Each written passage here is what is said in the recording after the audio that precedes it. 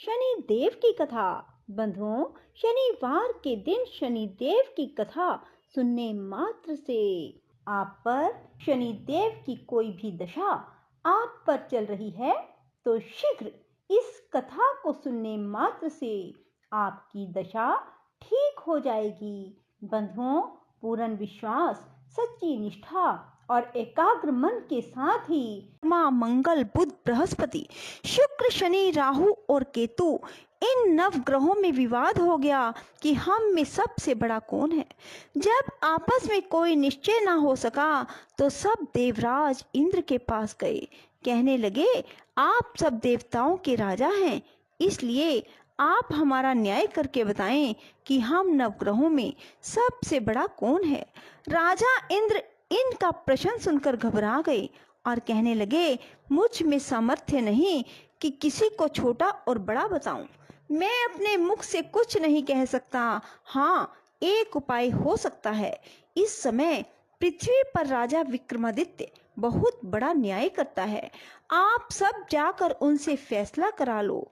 यह सुनकर सभी देवता चलकर भूलोक में राजा विक्रमादित्य की सभा में आकर उपस्थित हुए और अपना प्रश्न राजा के सामने रखा। राजा उनकी बात सुनकर बड़ी चिंता में पड़ गए कि मैं अपने मुख से किसको बड़ा और किसको छोटा बताऊं। जिसको छोटा बतलाऊंगा वही क्रोध करेगा। परंतु उनका झगड़ा निपटाने के लिए राजा ने एक उपाय सोचा और उसने सोना, चांदी, कांसा, पीतल, शीशा, रांगा, जस्त, अभ्रक और लोहे धातुओं के 9 आसन बनवाए। सब आसनों को क्रम से, जैसे सोना सबसे पहले, लोहा सबसे पीछे बिछाए। इसके पश्चात राजा ने सब ग्रहों से कहा, आप सब अपने अपने आसनों पर बैठ जाएं। जिसका आसन सबसे आगे वह सबसे बड़ा, जिसका आसन सबसे पीछे वह सबसे छोटा जाने। क्योंकि लोहा सबसे पीछे था, वह शनिदेव का आसन था, इसलिए शनिदेव ने समझ लिया कि राजा ने मुझे सबसे छोटा बना दिया। इस पर शनि को क्रोध आया और उसने कहा कि राजा, तू मेरे पराक्रम को नहीं जानता। सूर्य एक राशि पर 1 महीना, चंद्रमा 2.25 दिन और मंगल 1.5 महीना, बृहस्पति 13 महीने, बुध और शुक्र 1 महीना, राहु और केतु दोनों उल्टे चलते हुए केवल 18 महीने रहते हैं। परंतु मैं एक राशि पर 2.5 और 7.5 साल तक रहता हूँ। बड़े बड़े देवताओं को भी मैंने भीषण दुख दिया है। राम जी को 7.5 आई तो वनवास हो गया। रावण को आई तो राम और लक्ष्मण ने सेना लेकर लंका पर चढ़ाई कर दी। रावण के कुल का नाश कर दिया। हे राजा, अब तुम सावधान रहना। राजा कहने लगे, जो भाग्य में होगा देखा जाएगा। उसके बाद अन्य ग्रह तो प्रसन्नता के साथ चले गए, परंतु शनिदेव बड़े क्रोध के साथ वहां से सिधारे। कुछ काल व्यतीत होने पर जब राजा को 7.5 आई तो शनिदेव घोड़ों का सौदागर बनकर अनेक सुंदर घोड़ों सहित राजा की राजधानी में आए। राजा ने सौदागर के आने की खबर सुनी तो अपने अश्वपाल को अच्छे अच्छे घोड़े खरीदने की आज्ञा दी। अश्वपाल ऐसे अच्छे नस्ल के घोड़े देखकर उनका मूल्य सुनकर चकित हो गया। तुरंत ही राजा को खबर दी। राजा उन घोड़ों को देखकर एक अच्छा सा घोड़ा चुनकर उस पर सवारी के लिए चढ़ा। राजा के पीठ पर चढ़ते ही घोड़ा जोर से भागा। घोड़ा बहुत दूर एक बड़े जंगल में जाकर राजा को छोड़कर अंतर्ध्यान हो गया। इसके बाद राजा अकेला जंगल में भटकता रहा, परंतु देर के पश्चात राजा ने भूख और प्यास से दुखी होकर भटकते भटकते एक ग्वाले को देखा। ग्वाले ने राजा को प्यास से व्याकुल देखकर पानी पिलाया। राजा की उंगली में एक अंगूठी थी, वह उसने निकालकर प्रसन्नता के साथ ग्वाले को दे दी। शहर की ओर चल दिया। राजा शहर में पहुंचकर एक सेठ की दुकान पर जाकर बैठ गया। अपने आप को उज्जैन का रहने वाला अपना नाम बीका बतलाया। सेठ ने उसको कुलीन मनुष्य समझकर जल पिलाया। भाग्यवश उस दिन सेठ की दुकान पर बिक्री बहुत बढ़ गई। सेठ उसको भाग्यवान पुरुष समझकर भोजन कराने के लिए अपने साथ ले गया। भोजन करते समय राजा ने एक आश्चर्य की बात देखी कि खूंटी पर हार लटक रहा है और वह खूंटी हार को निगल रही है। सेठ को कमरे में हार ना मिला तो उसने यही निश्चय किया कि सिवाय बीका के और कोई कमरे में नहीं आया। अवश्य ही उसी ने हार चोरी किया है। 5-7 आदमी इकट्ठे होकर उसको फौजदार के पास ले गए।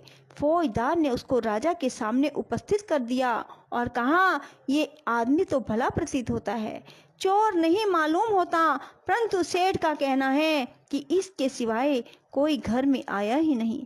अवश्य ही इसने चोरी की है। तब राजा ने आज्ञा दी कि इसके हाथ पैर काटकर चौरंगिया किया जाए।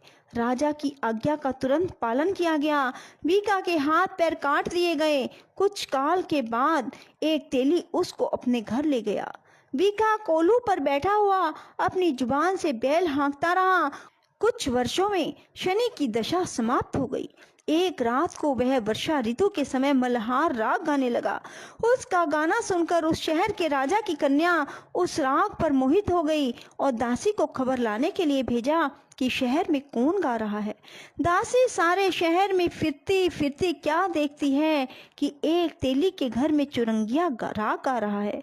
दासी ने महल में आकर राजकुमारी को सब वृतांत सुना दिया। बस उसी क्षण राजकुमारी ने यह प्रण कर लिया, चाहे कुछ हो मुझे इस चुरंगिया के साथ विवाह करना है।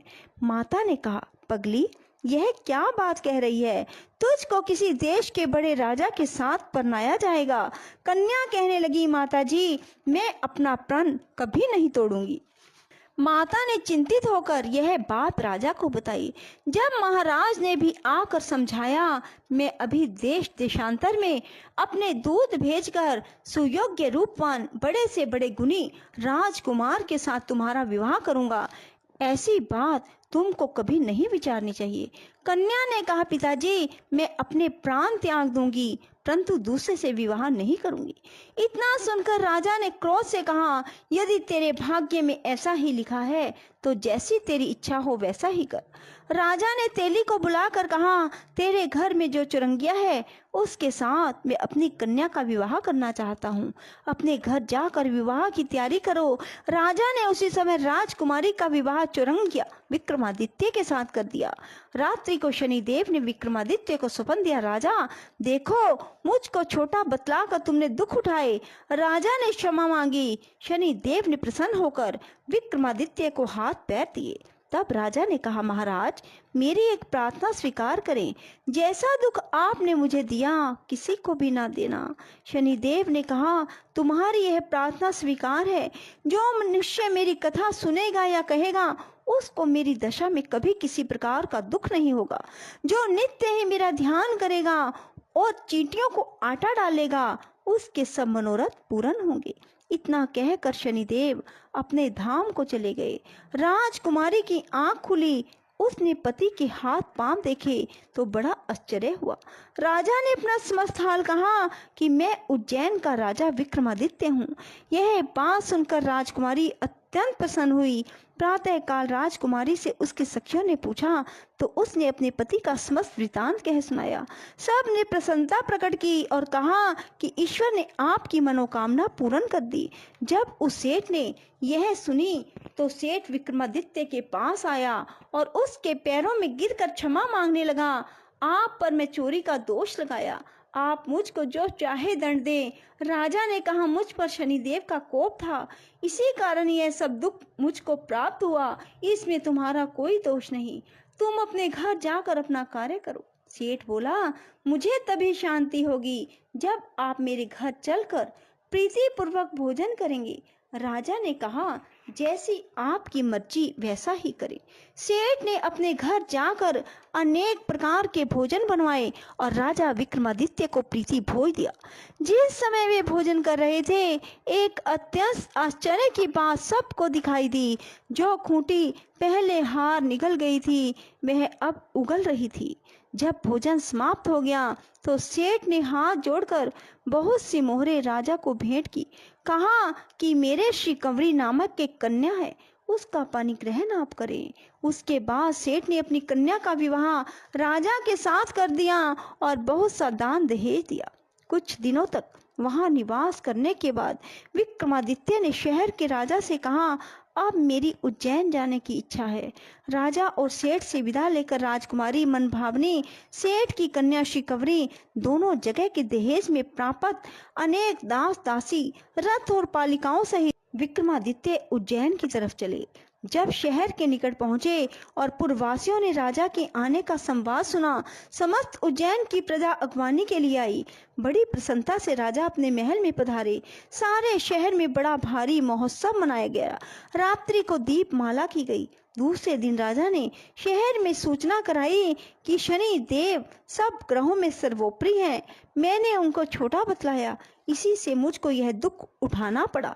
सारे शहर में प्रत्येक शनिवार को शनि देव की पूजा और कथा होने लगी और प्रजा अनेक प्रकार के सुख भोगती रही। जो कोई मनुष्य शनिवार की कथा को पढ़ता अथवा सुनता है, शनि देव की कृपा से उसके सब दुख